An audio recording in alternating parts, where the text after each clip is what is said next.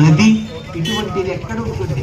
ఇటువంటి క్షేత్రానికి రావడం కన్నా సంతోషకరమైన విషయం లోకంలో ఇంకొకటి ఎక్కడ ఉంటుంది?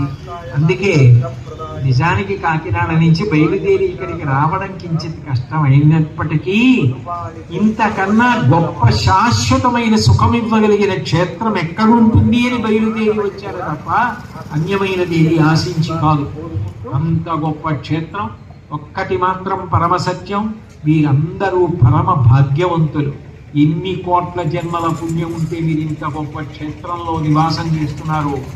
మీ వంటి మహాపుణ్యాత్ములైన వారిని ప్రదోష సమయంలో ఇంతమందిని చూస్తూ నరసింహస్వామి వారి యొక్క విరాట్ స్వరూపాన్ని చూసినట్టుగా సహస్రాక్ష సహస్రపాత్ అన్నట్టుగా ఈ నరసింహ స్వరూపాలుగా మీ వంటి భక్తుల్ని చూస్తూ భగవన్నామం గురించి భగవద్ వైభవం గురించి చెప్పుకునేటటువంటి అదృష్టాన్ని నాకు ఇచ్చిన నరసింహస్వామి వారి పాదార విందములకు శిరసు పాటించి నమస్కరిస్తూ మళ్ళీ రేపు సాయంకాలం 6:30 తిరిగి కలుసుకున్నప్పుడు నా చేత నరసింహస్వామి పలికించినంత మేర పలకగలనని తెలియచేసుకుంటూ మంగళాశాసన పదాచార్య పురోగమై సర్వైశ్చ పూర్వై రాచార్యై సత్కృతాయాస్తు మంగళం.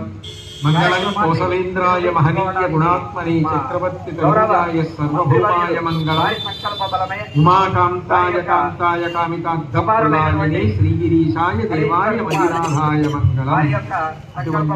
మధుపాలికి ఒప్పడు మకరందమారించి ఇన్ని తుమ్మెదలకి మధు అందించిన వాడే నా మాటలకి కూడా ఆ తేనె తీయదనాన్ని ఇవ్వాలని కోరుకుంటూ స్వస్తి.